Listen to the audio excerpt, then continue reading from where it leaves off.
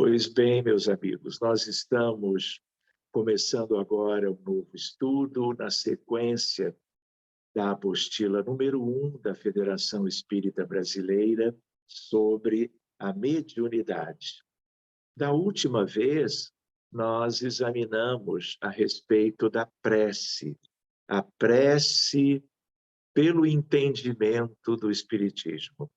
E também trabalhamos um pouco a prece nas reuniões mediúnicas. E hoje nós vamos dar início àquele que é, na sequência, o tema número 7. É um tema interessante, talvez utilizemos o tempo do estudo de hoje só para ele, mas talvez ingressemos já no tema número 8. Então, nós estamos na página que é a página 71, programa 1, módulo 1, tema 7. Vejam, classificação da mediunidade, efeitos físicos. Então, nunca é demais nós nos lembrarmos que os fenômenos psíquicos, como está em O Livro dos Médiuns, de Allan Kardec, eles se dividem em fenômenos anímicos e mediúnicos. E ambos são fenômenos humanos, são fenômenos espirituais, e os dois, mesmo sendo diferentes, os dois importam e muito, porque nós todos já os tivemos, já podemos estar como que envolvidos com essas possibilidades há muito tempo, e hoje o nosso estudo, no sentido de, nesta época em que estamos nos reunindo, nós tanto estudamos os fenômenos anímicos, como estudamos os fenômenos mediúnicos. Indo um pouquinho além, Allan Kardec divide para nós a respeito dos mediúnicos. E aí vem uma outra divisão bem simples. Fenômenos mediúnicos de efeitos físicos, que é o nosso tema de hoje, e fenômenos mediúnicos de efeitos intelectuais.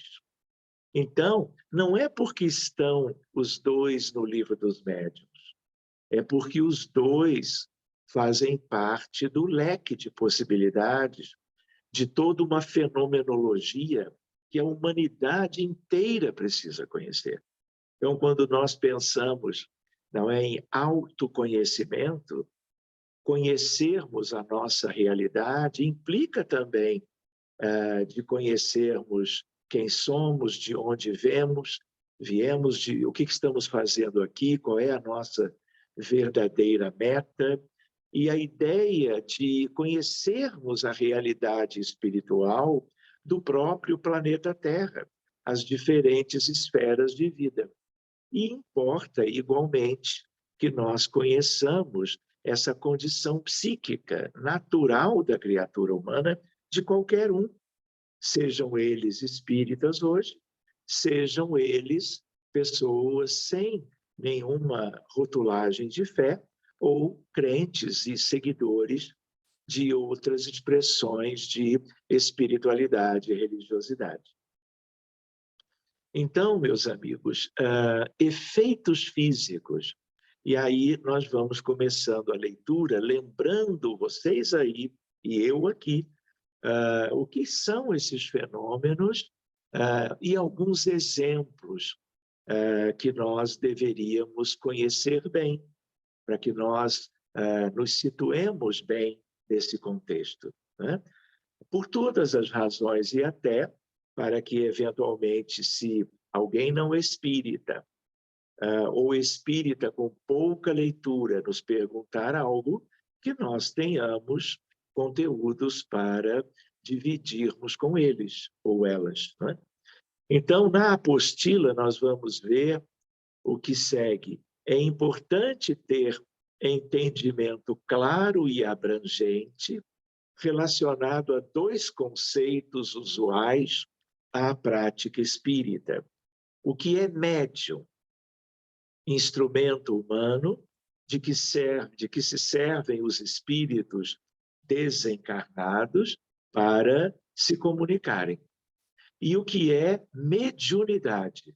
A faculdade psíquica inerente ao ser humano, manifestada em diferentes graus e tipos. Ou seja, é como se nós estivéssemos estudando uma outra fisiologia, uma fisiologia do psiquismo, uma fisiologia da alma, e isto é importante nós conhecermos como autoconhecimento e para uma ideia de como as coisas funcionam, de como é que é a vida humana, não é? As potencialidades dos filhos de Deus. Médium é toda pessoa que sente, num grau qualquer, a influência dos espíritos. Dito de uma maneira muito clara, muito simples, muito lógica. Essa faculdade é inerente ao homem e, por conseguinte, não constitui um privilégio exclusivo. Ou seja, o mediunismo, ele não é dos espíritas, dos espiritualistas. É algo que tem a ver com a realidade de qualquer um. Por isso mesmo, raras são as pessoas que não possuam alguns rudimentos dessa faculdade. Pode-se, pois, dizer que todos são mais ou menos médiuns. Usualmente, porém, essa qualificação só se aplica àqueles em quem a faculdade se mostra bem caracterizada e se traduz por efeitos patentes de certa intensidade. Então, toda a expressão de mediunidade ostensiva por alguém, por intermédio de uma pessoa qualquer, tendo ela conhecimento espírita ou não, significa que é um médium, não é? Então, ao mesmo tempo, aqueles que têm uma mediunidade menos ostensiva, e nós diríamos, como já vimos outras vezes, uma mediunidade sutil, pode pairar alguma dúvida da própria pessoa a seu respeito, daqueles que conhecem esta pessoa e dos trabalhadores na seara espírita, se aquela pessoa é mesmo médium. Mas ela pode ser médium, independente de qualquer outra variação, qualquer outro aspecto, né? Mas é uma mediunidade que não chama atenção. É uma mediunidade mais sutil mesmo, como o próprio nome sugere. Enquanto faculdade psíquica, a mediunidade acompanha a evolução intelectual e moral do espírito e se manifesta em qualquer plano de vida, físico ou espiritual. Então, reparem, ele traz aqui a ideia de que a lei de progresso que Allan Kardec trouxe dentro de um conjunto de leis, que são as leis naturais, ela também se aplica a esse departamento, ao departamento do psiquismo. E dentro do psiquismo, quanto às questões tipicamente da mediunidade. Então, na medida que o ser humano evolui, não é? É natural, mas não é obrigatório, que também a sua condição de sensibilidade se amplie. E aqui uma ressalva. É a ideia de que existem muitas pessoas que têm até mediunidades ostensivas, sejam espíritas ou não, mas que ainda, do ponto de vista de evolução moral, vivem uma certa retaguarda evolutiva. Por outro lado, existem pessoas que não têm na sua dinâmica mental uma sensibilidade mais ampla, mais evidente, mas podem ser espíritos muito amadurecidos, eu diria, no aspecto da evolução que importa que é a evolução dos filhos de Deus, em ciência universal, em bondade e amor. Então, fica essa ressalva. Seguindo adiante, como instrumento de melhoria do ser humano, entre tantos disponibilizados pelo Criador, a mediunidade pode desenvolver-se gradualmente ao longo das reencarnações sucessivas. E aqui uma observação. É muito comum que médiuns que vivam um equilíbrio entre evolução moral e condições de trabalho mediúnico prático já tenham sido médiuns antes. Não é nada obrigatório. Alguém pode, num planejamento reencarnatório atual, vir com uma mediunidade razoavelmente bem desenvolvida e útil, não é? Mas pode até ser algo recente na sua história espiritual como um todo, não é? Por uma questão de planejamento. Nada impede que os benfeitores hajam no psiquismo antes da reencarnação atual, para que o médium e também o seu aparato biológico e perispirítico sejam adequados a um trabalho que é um trabalho novo para aquele espírito no cenário atual. Mas, em geral, é relativamente comum que pessoas que são médiums, que trabalham com naturalidade, com proficiência, que estudaram, que têm uma ideia razoável de tudo isto, já tenham também sido médiums antes. Isso pode ter acontecido em vidas recentes, pode ter acontecido em vidas muito antigas. E essas questões ficam latentes em qualquer um. Então, esse é um aspecto para nós meditarmos um pouquinho, né? A mediunidade pode desenvolver-se gradualmente. Se pode desenvolver-se gradualmente numa mesma existência, não é? De uma ocasião de uma mediunidade incipiente, dependendo do planejamento reencarnatório, para A, B ou C, dependendo dos mecanismos no entorno, né? Centro espírita como modelo para este melhor desenvolvimento, o que acontece? Hoje ele tem, ou ela, uma determinada condição. Daqui a 5 anos terá que ser diferente. Daqui a 10 ou 20, com um aprimoramento quanto à sua sensibilidade e a outras questões que têm a ver com aquilo que nós chamamos de mediunidade com Jesus, que não é, portanto, apenas o mediunismo em si, mas é o mediunismo que acompanha a evolução moral de uma pessoa qualquer, no sentido da mediunidade prestativa, da mediunidade relacionada a uma caridade desinteressada, jamais vinculada a questões financeiras de qualquer tipo, outro também de recompensa. Seguindo adiante, por isso a expressão mediunidade com Jesus, ao longo de reencarnações sucessivas ou adquirir a feição de compromisso ou de missão, previstos no planejamento reencarnatório. Então, na imensa maioria dos casos, o que nós temos na humanidade, o que nós temos especialmente dentro do movimento espírita, que é a mediunidade como nós entendemos que deva ser praticada, mas lembrando que há outras crenças em que a atividade mediúnica também é fundamental.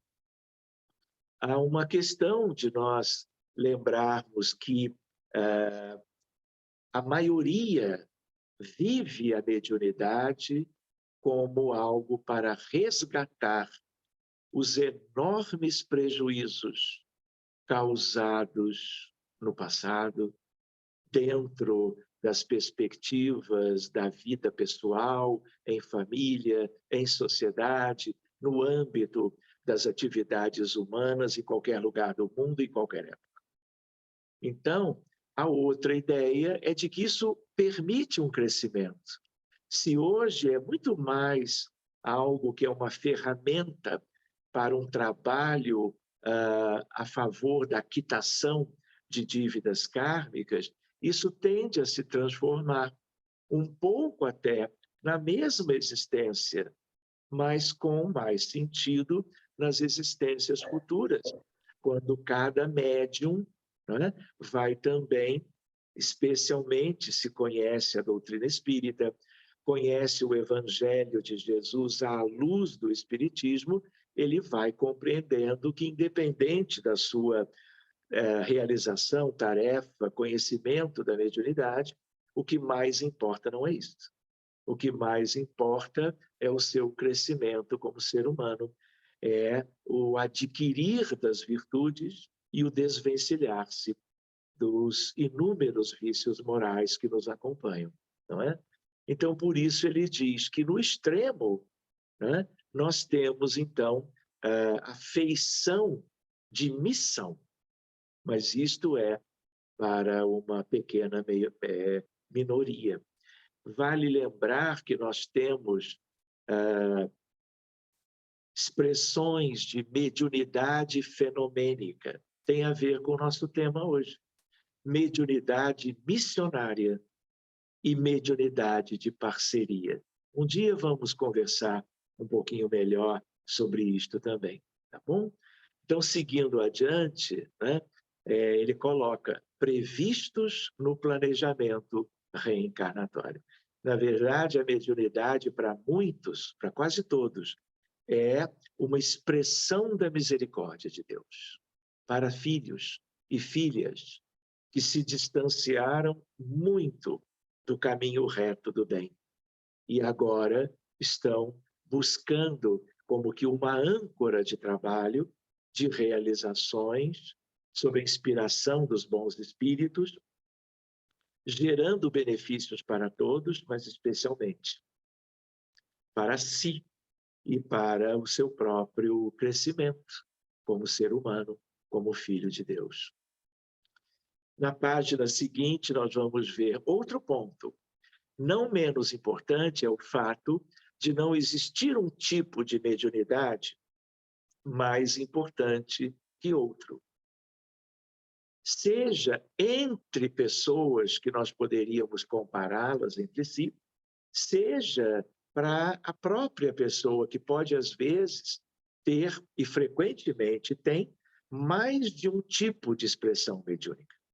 Então, é muito comum que médiuns de psicofonia também consigam escrever mensagens psicografadas. Ao mesmo tempo, até porque o psiquismo é o mesmo, para uma atividade ou outra na sua raiz, ele também enxergue espíritos no mundo espiritual pela vidência, ou possa escutar pela clareaudiência, né, frases que são ditas para eles escutarem por espíritos desencarnados.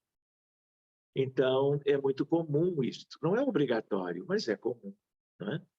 Pois bem, e aí ele diz, todos são úteis e necessários por serem concessões divinas voltadas para a edificação do ser humano, como ensina o apóstolo Paulo, e ele vai 2 pontos seguindo adiante. Então, é importante lembrar, eu comentei a palavra misericórdia, e aqui dito de outra forma, concessões divinas.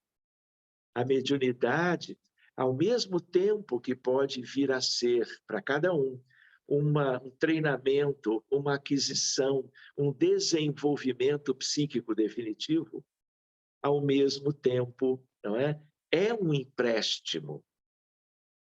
E assim como a espiritualidade superior facilita que alguém se torne médium ao longo de uma encarnação qualquer, em estágios diferentes, com condições diversas, ainda assim, a mesma espiritualidade pode, como que, suprimi-la para qualquer um, especialmente para aqueles que acabem optando por uma limitação moral expressiva, fazerem uso da sua sensibilidade e se satisfazerem com certas conquistas materiais, não é? Tipicamente humanas e de um mundo completamente como que distante do verdadeiro bem.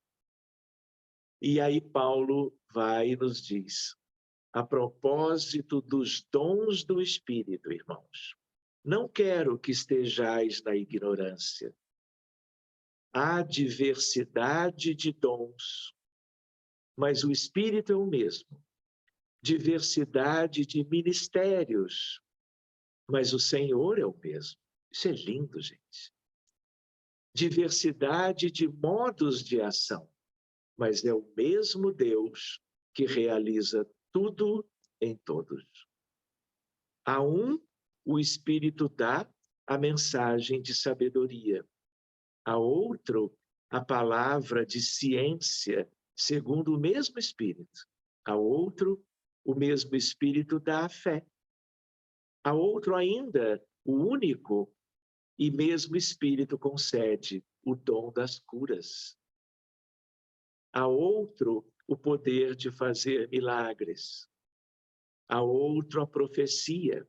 A outro, o discernimento dos espíritos. A outro, o dom de falar em línguas. A outro ainda, o dom de interpretar. Reparem que neste parágrafo, ele dá para nós uma lembrança com palavras diferentes do nosso cotidiano, mas um leque das possibilidades do psiquismo, não é?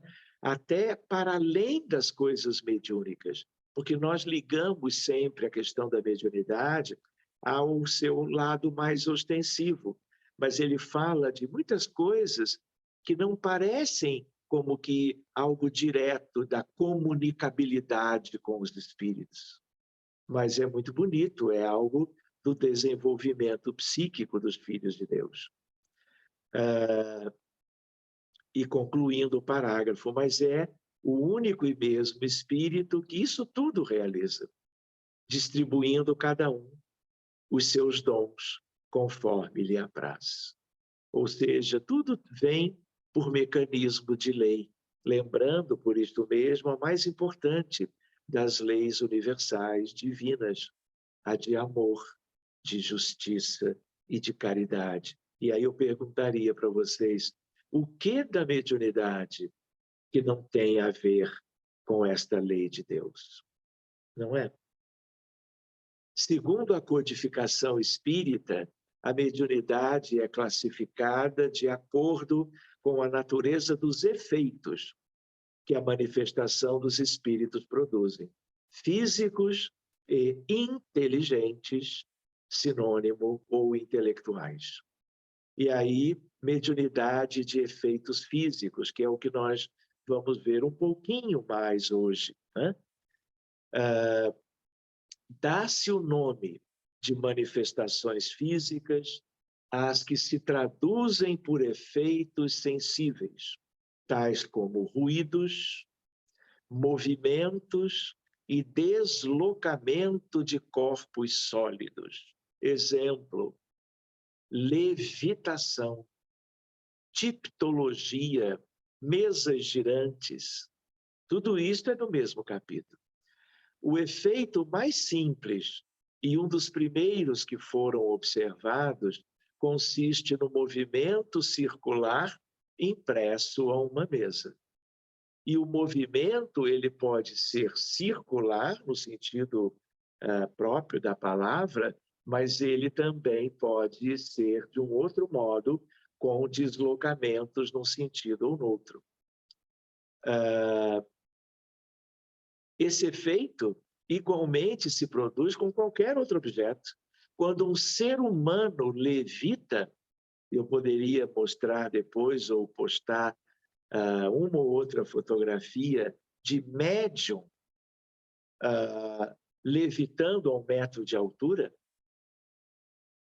vocês vão ficar muito impressionados, né? E a própria plateia que estava em torno, eu vou dizer para vocês, literalmente de olhos arregalados. Isso foi já há um tempinho. E aí, então, é claro que para um fenômeno assim, a quantidade de fluido magnético, de ectoplasma, é muito maior. Então, são fenômenos muito raros. Mas, voltando, esse efeito, então, pode ser produzido em qualquer outro objeto, mas sendo a mesa, pela sua universalidade, eu diria também, por sua comodidade, o móvel mais utilizado, a designação de mesas girantes prevaleceu para indicar essa espécie de fenômenos. Então, meus amigos, eu vou até fazer uma observação, é capaz, não é, que muitos de vocês que estão conosco acompanhando o estudo, os que estão agora online, né, os que virão a acompanhar este breve estudo mais adiante, não é, vão recordar-se, talvez, de momentos em que só um ou outro estava em casa sozinho, sugerindo que o ectoplasma é da sua origem, mas às vezes em família ou num ambiente qualquer de trabalho. De tal maneira que esses fenômenos acontecem, mas nós que estamos interessados no estudo da mediunidade, isto tem a ver porque muitos de vocês já são médiuns, de um modo ou de outro, não é? Intuitivos, intermediários ou ostensivos. E por isto mesmo, como a mediunidade tem a ver com desdobramento. E quando nós desdobramos, percebendo o desdobramento ou não, nós expandimos o duplo etérico, o corpo etérico. E é ali a fonte do ectoplasma. Então, os médiuns, de um modo geral, das mediunidades mais comuns, frequentemente podem ter consigo lembranças de fenômenos chamados de efeitos físicos, né? Então, isso faz parte da história, não tem nada demais. Então, depois nós vamos ver isto melhor, né? A mediunidade de efeitos físicos, muito comum à época de Kardec, abrange uma vasta categoria de fenômenos que podem ser produzidos espontaneamente. Quando nós falamos espontaneamente, é o que ele diz, a revelia do médium. Existem médiums que provocam os efeitos, porque sabem manipular o seu próprio ectoplasma. Sabem interagir com espíritos que também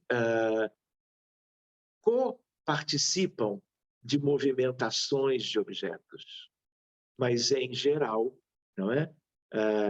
São os espíritos que trabalham, de tal maneira que eles acontecem, em geral, a revelia do médium ou com a colaboração consciente deste. As duas coisas são possíveis. Por exemplo, talvez o melhor de todos, a mediunidade de cura, o magnetismo terapêutico. Em geral, mas não sempre, o médium está lúcido, desdobrado, observando a necessidade do paciente deitado à sua frente, e ele participa da manipulação fluídica do fluido da equipe e do seu próprio fluido, a benefício do paciente. Então, por outro lado, eu já vi tantas vezes, em mais de uma cidade por esse mundo, os médiuns de ectoplasmia, às vezes somente um num ambiente de trabalho, numa câmara de magnetismo terapêutico. Às vezes, um casal. Às vezes, duas pessoas que ambas têm essa expressão mediúnica. e as duas ou uma só, em transe inconsciente.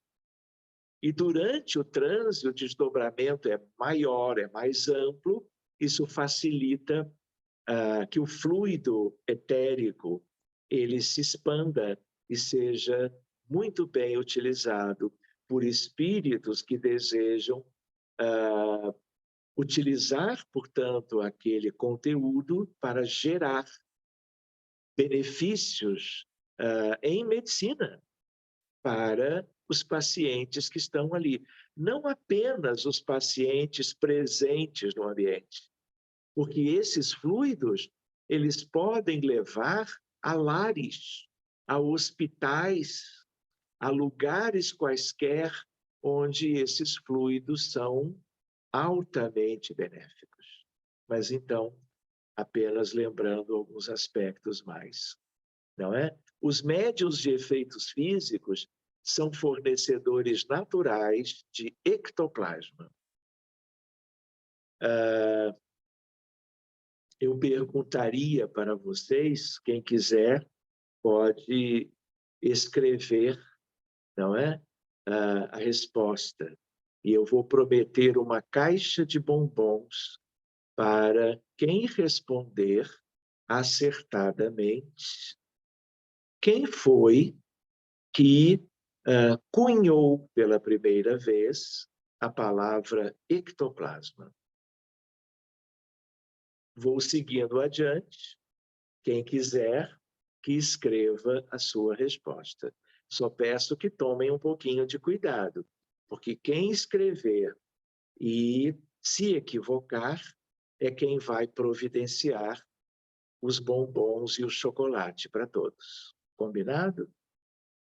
Então, seguindo adiante, não vale consultar o Google, não é? No meio do estudo, tem que ser uma coisa da lembrança pessoal, porque estudou isto em algum momento, leu em alguma obra tratando desta temática. Então, voltando, também chamada de força,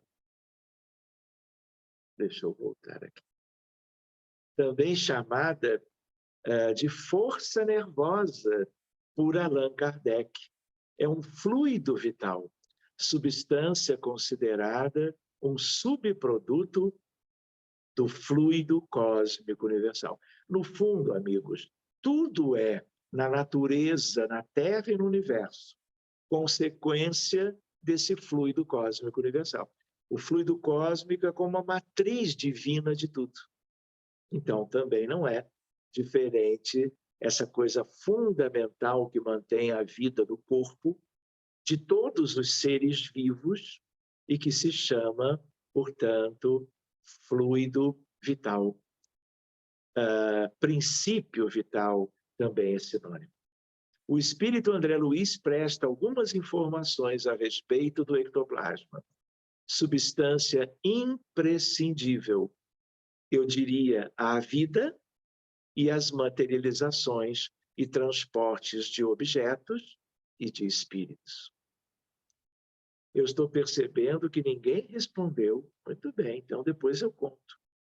O veículo físico começou a expelir o ectoplasma, qual pasta flexível, à maneira de uma geleia viscosa e semilíquida. Esse é um parágrafo bem conhecido de André Luiz. Expelida através de todos os poros e com muita abundância pelos orifícios naturais, particularmente da boca, das narinas e dos ouvidos, com elevada percentagem a exteriorizar-se igualmente do tórax e das extremidades dos dedos. Aliás, essa ideia da relação com as extremidades dos dedos tem muito a ver com a ideia da imposição das mãos durante o passe. Da imposição de mãos que Jesus promovia quando se dirigia às multidões e procurava curar os enfermos. Estas coisas se relacionam entre si. não é? A substância caracterizada por um cheiro especialíssimo, que não conseguimos descrever, escorria em movimentos reptilianos, acumulando-se na parte inferior do organismo medianímico, como se ficasse perto do piso, onde apresentava o aspecto de uma grande massa protoplásmica viva e tremulante. Então, aqui valeria a pena, porque este capítulo, esse parágrafo nos fez lembrar, e o capítulo também, não é? Da ideia do quanto o ectoplasma, que é essencial para todas as fenomenologias de efeitos físicos, ele realmente é um fluido, porque ele tem uma natureza material, portanto, tipicamente molecular e atômica, e ele escorre. Quando ele fala em reptiliano, em protoplasma, tudo isso é algo fluídico, que escorre. Então, os líquidos, os gases, nos seus muitos tipos no universo e na natureza da Terra, são fluidos, porque escoam. E o ectoplasma, de tudo aquilo que nós temos ouvido falar ou estudamos sobre questões práticas mediúnicas, o que é fluido de verdade é o ectoplasma.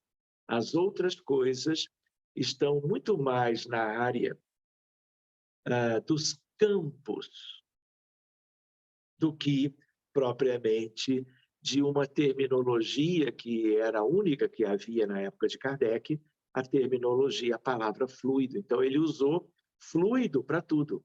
Fluido elétrico não existe. Existe corrente elétrica, que é outra coisa. Então, o que existe é campo eletromagnético, força eletromagnética, interação eletromagnética, em que o fóton é, seja qual o tipo de radiação eletromagnética, é o elemento de interação. Um dia podemos também desdobrar isso um pouquinho. Seguindo adiante, as manifestações físicas mais simples são os ruídos. Noise seria em francês, mas aqui barulho em inglês, noises. Mas há muitos outros, pancadas em móveis. Eu já estou imaginando alguns de vocês se recordando de suas histórias pessoais. Portas ou ecoadas no ar, surgimento, deslocamento e desaparecimento de objetos. Escrita direta em papel, parede, pedras. Sons e vozes audíveis em determinado recinto ou na atmosfera. Materialização de espíritos ou de objetos. Ruídos, pancadas e pequenos deslocamentos são simples, mas que devem ser averiguados com cuidado. É principalmente neste caso que se deve temer a ilusão, já que uma porção de causas naturais pode produzi-los.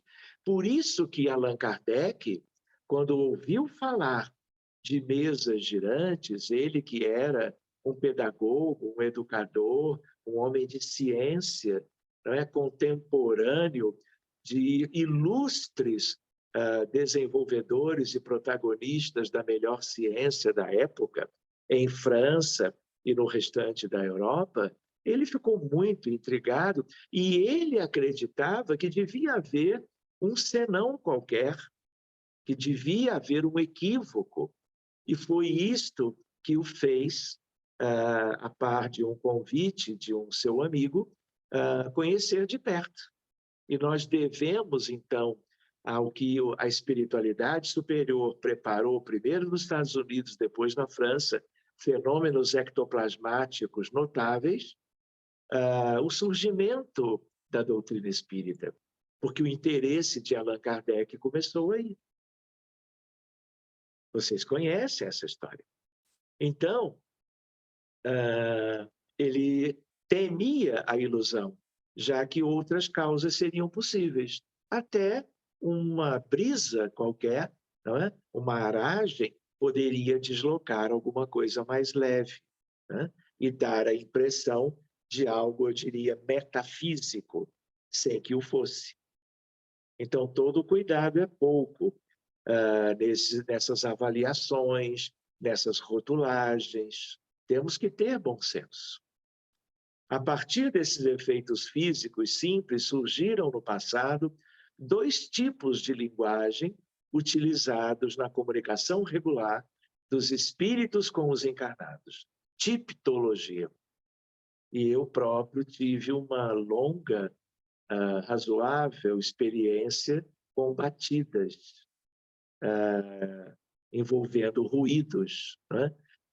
E às vezes uma batida se convencionou que significava o sim, 2 batidas significavam o não. E daí surgiu toda uma interação por anos com espíritos que desejavam que aquele grupo desenvolvesse as suas habilidades ectoplasmáticas, ou linguagem das pancadas, e a sematologia, ou linguagem dos sinais. A tipto, nós falávamos assim, hoje nós temos reunião de tipto. Por quê? De tanto se falar, se abreviava, porque bastava a primeira etapa da palavra para que todos compreendessem. É classificada em tiptologia basculante e tiptologia alfabética. A basculante é aquela em que você entra num acordo de o que cada movimento significa. E a alfabética é no sentido de você construir frases. O trabalho é demorado para coisas simples. A psicografia, que é uma outra mediunidade de efeitos intelectuais, ela poupa todo o tempo de quem quer que vá trabalhar com estas questões da comunicabilidade. Mas houve época, e nada impede que também nos tempos atuais, no desenvolvimento de grupo de trabalho, buscando a ectoplasmia, o magnetismo, com todas as suas melhores intenções, finalidades, que o grupo trabalhe essas questões que foi objeto de dedicação de muita gente bonita dos tempos do codificador Allan Kardec. Indo mais um pouquinho adiante, a primeira consiste no movimento da mesa, que se levanta de um lado só e cai batendo com um dos pés. Basta para isto que o médium ponha a mão na sua borda. Tendo convencionado, por exemplo, que uma pancada significará sim e 2 não, ou vice-versa, o que é indiferente, o experimentador dirigirá ao espírito as perguntas que quiser. Tudo muito simples. A tiptologia alfabética é um aperfeiçoamento da anterior. Trata-se de uma técnica em que as letras do alfabeto são indicadas mediante um número convencional de pancadas. Então, sendo possível obter-se palavras, frases e até discursos inteiros, mas demandará muitos minutos ou horas. De acordo com o método adotado, a mesa dará tantas pancadas quantas forem necessárias para indicar cada letra, isto é, uma pancada para o A, 2 pancadas para o B e assim por diante. E aí eu vou brincar de novo. Enquanto for A, B, C ou D, tudo fica fácil. Mas G, H, I, J, a coisa vai ficando mais difícil de ser concatenada. Muito bem. Ambas as modalidades estão totalmente em desuso no meio espírita atual por serem lentas e fastidiosas. Foram substituídas pela psicografia que é a prática de efeito inteligente, lembrado esse aspecto há pouco. Quanto às demais manifestações de efeitos físicos, temos. Vale a pena prestarmos atenção. Pneumatografia ou escrita direta? É a escrita produzida diretamente pelo espírito, sem nenhum intermediário. Eu diria, de um outro modo, sem ninguém segurar no lápis ou na caneta. Ninguém do nosso mundo, no sentido do plano físico dos encarnados. E sempre há um intermediário. Não é um intermediário visível, mas alguém é médium de ectoplasmia, próximo ao fenômeno. Porque ectoplasma exige proximidade. Não é campo, é fluido. Tudo que é fluido exige uma proximidade espacial. O que é campo tem a ver com velocidade da luz e não depende tanto assim de proximidade. Pois bem, difere da psicografia por ser esta a transmissão do pensamento do espírito, mediante a escrita feita com a mão do médium. É diferente, portanto, ele ressalvou muito bem. Pneumatofonia ou voz direta? Meus amigos, é muito curioso isso. Vocês imaginam você num ambiente escuro, propositadamente em penumbra, às vezes uma penumbra que não é nem penumbra, é escuridão, por uma questão de necessidade operacional, não é para esconder nada, é por uma lembrança que vale a pena recordar agora. Qualquer radiação luminosa, mesmo aquela que é a mais apropriada quando há um grupo desenvolvendo essas habilidades, que é a cor vermelha, uma lâmpada desta tonalidade de pouca potência, porque se achar que a luz azul ou lilás é a melhor, ela pode ser muito bonita, mas ela é a que mais prejudica, porque a energia que ela irradia é uma energia que desfaz as pontes das moléculas do ectoplasma. Então, não há ectoplasma que se forme ou que mantenha-se íntegro quando há luminosidade no ambiente. Há uma exceção, é quando há algum médium presente com uma habilidade ectoplasmática extraordinária que ele consegue uma epitelização, uma proteção por uma pele, é um ectoderma ectoplasmático.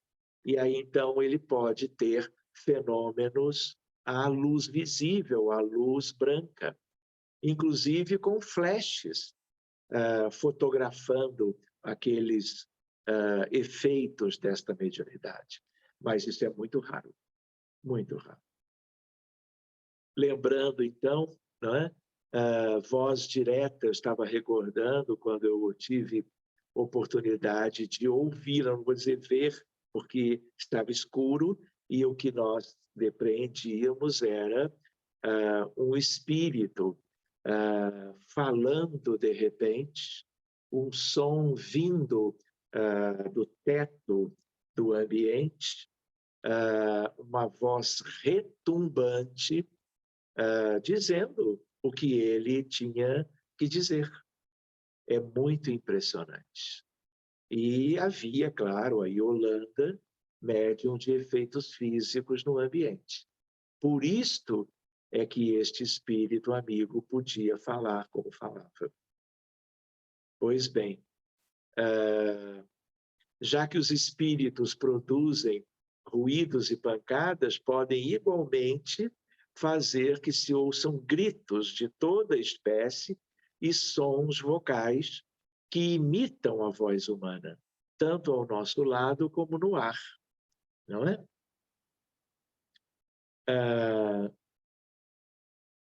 Alguém falou, escreveu agora sobre Mirabelle, nós vamos comentar um pouquinho sobre isto, mas não foi Mirabelle o da voz direta.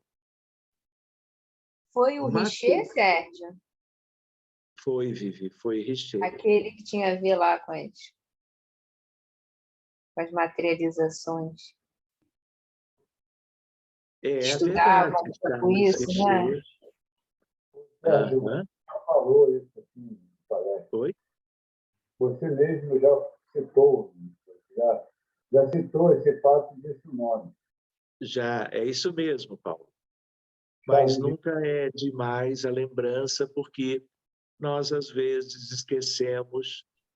Charles Richer, Prêmio Nobel de Medicina e Fisiologia, de 1913, descrevendo, não é, questões da imunidade humana, não é? Numa certa altura, ele deixou as atividades como médico e professor universitário para dedicar-se, e ele publica um livro que se tornou muito conhecido, chamado Traité de Métapsychique, Tratado de Metapsíquica. Ele não era espírita naquela época, escreveu sobre mediunismo, sobre fenômenos espirituais, mas acabou mais adiante ele se tornando espírita. E é uma alma extraordinária, é um benfeitor desse campo, né, dessa fronteira entre o mundo físico e o mundo espiritual. Então, Rita Mirabelle foi um médium extraordinário, não é? E junto dele aconteceram verdadeiros prodígios. Nós vamos conversar um pouquinho sobre essas figuras notáveis um pouquinho mais adiante. Tá me devendo bombom, hein? Ah, Vivi, mas eu vou Você desconfiar. prometeu. Eu Todo mundo prometo. tá aí de prova, hein? Mas a essa altura, tanto tempo depois, já perdeu a validade. Mas você não colocou critério de exclusão. Não, é verdade, eu não deixei claro. Mas vamos ver como resolver esta questão. Já estão todos aí querendo dar sugestões, não é? Muito bem, então é isso. Lembremos de Richer. Lembremos de outros que nós vamos comentar depois. Mas voltando, olhem que bonito. Materializações de espíritos e transporte de objetos são fenômenos que surgiram com mais intensidade logo após a desencarnação do codificador em 1869 e que foram investigados exaustivamente por cientistas do passado. O cientista Crookes sistematizou tais fenômenos, sobretudo pela análise das materializações do espírito de Kate King pela médium Florence Cook. Kate King seria Anne Morgan numa encarnação anterior. Veja, a propósito, o livro, eu tenho ele em casa, da biblioteca de meu pai, que eu herdei, Fatos Espíritas, de William Crookes. É um livrinho de capa verde, editado pela FEB. Estes temas serão objeto de estudo mais aprofundado em um outro momento, né? Mais adiante. Então, eu só gostaria de lembrar com vocês, para que nós não percamos de vista a ideia de uma lista que eu tenho aqui ao lado sobre fenômenos de ectoplasmia, ampliando o nosso rol de itens desta lista. Então, reparem, bicorporeidade local ou à distância, como aconteceu na história de Santo Afonso de Liguori e de Santo Antônio de Pádua. Fenômeno de transfiguração. Lembram o episódio com Jesus e alguns apóstolos, Tiago, Pedro e João, a transfiguração no Tabor? Podemos conversar mais adiante. Fenômenos de transporte, tipologia, voz direta, levitação, poltergeist, que é um nome recente, mas é como tipo combustão espontânea, odores inesperados no ambiente, odor de éter, de rosas, de um perfume qualquer.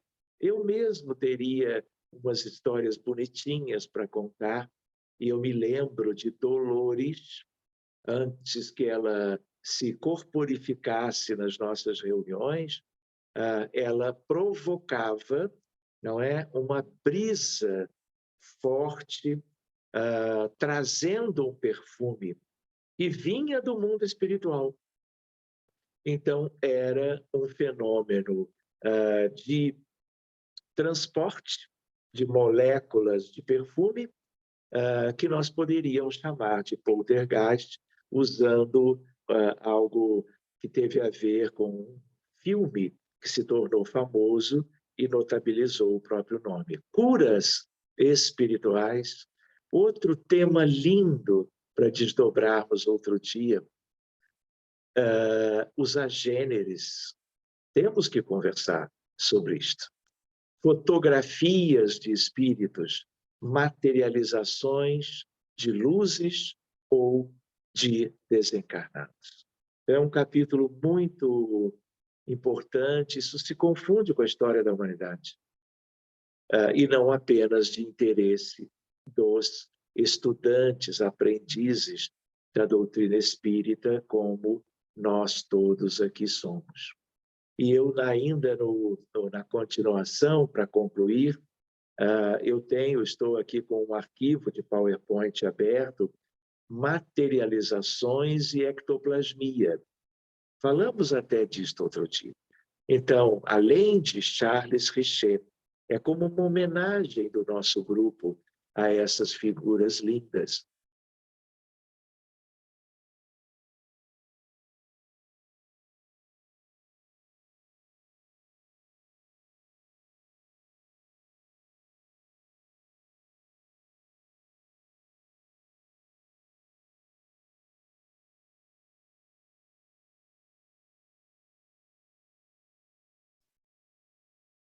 Não sei se travou para todo mundo, mas eu parei de ouvir. Para mim, travou, Vivi. Eu também não estou ouvindo, não. Travou sim.